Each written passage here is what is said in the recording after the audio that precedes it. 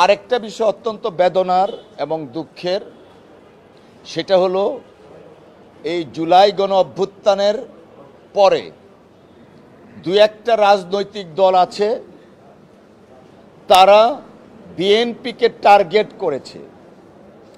শেখ হাসিনা ওয়াজেদ যেমন তার নির্দেশে টার্গেট কিলিং হয়েছিল, ঠিক তেমনিভাবে এখন একটা বিশেষ রাজনৈতিক দল যারা স্বাধীনতার যুদ্ধে বাংলাদেশের স্বাধীনতার করেছিল, তাদের কতিপয় নেতৃবৃন্দ মনে হচ্ছে তাদের কথায় বিএনপিকে টার্গেট করছে বা টার্গেট করেছে।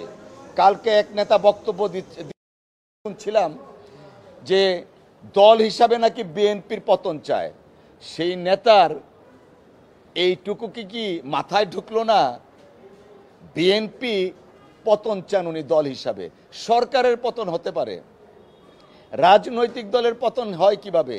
তাছাড়া বিএনপি তো এইভাবে আসেনি। এই দেশের যিনি স্বাধীনতার সংগ্রামে, মুক্তিযুদ্ধে যিনি স্বাধীনতার ঘোষণা দিয়ে দেশকে স্বাধীন করেছিলেন, সেই নেতা শহীদ রাষ্ট্রপতি জিয়াউর রহমান সাহেবের প্রতিষ্ঠিত দল। এই দেশে যিনি গণতন্ত্র পুনরুদ্ধার করেছেন, সংসদীয় গণতন্ত্র কায়েম করেছেন, দেশনেত্রী বেগম খালেদা জিয়ার দল। গত 17 বছর যিনি রাত দিন পরিশ্রম করে ছাত্র জনতাকে নেতৃত্ব দিয়ে ফ্যাসিস্ট হাসিনাকে বিদায় করেছেন, এই দল হচ্ছে জনাব তারেক রহমান সাহেবের দল।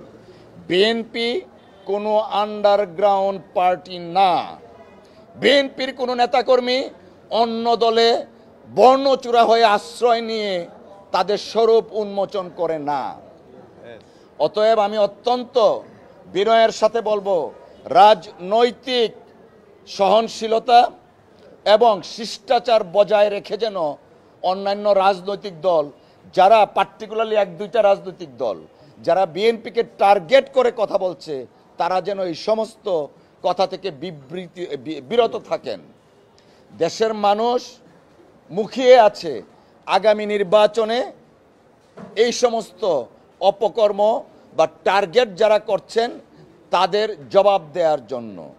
যদি দেশের মানুষের প্রতি আস্থা থাকে, যদি গণতন্ত্রের প্রতি আস্থা থাকে, যদি সাংবিধানিক ধারাবাহিকতার প্রতি আস্থা থাকে, যদি আইনের শাসন কায়েম করতে চায়, তাদের এই সমস্ত টার্গেট প্রপাগান্ডা, সোশ্যাল মিডিয়াতে টার্গেট প্রপাগান্ডা থেকে বিরত থেকে জনগণের কাছে যান, নির্বাচন করুন।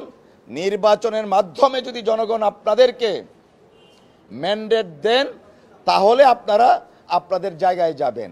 অন্যথায় রাজনৈতিক শিষ্টাচার এবং সহনশীলতা বজায় রাখবেন, এই প্রত্যাশা দেশের মানুষ করে।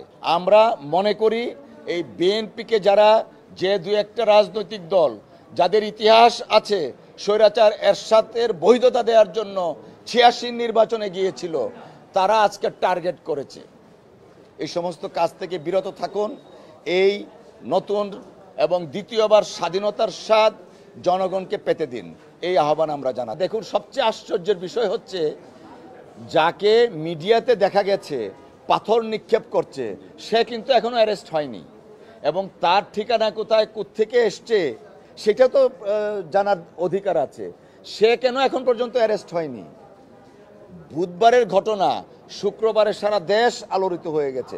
যে কারণেই বললাম, 1টি বা 2টি রাজনৈতিক দলের টার্গেট হয়েছে দেশনেত্রী বিএনপি রাজনৈতিক দল হিসাবে।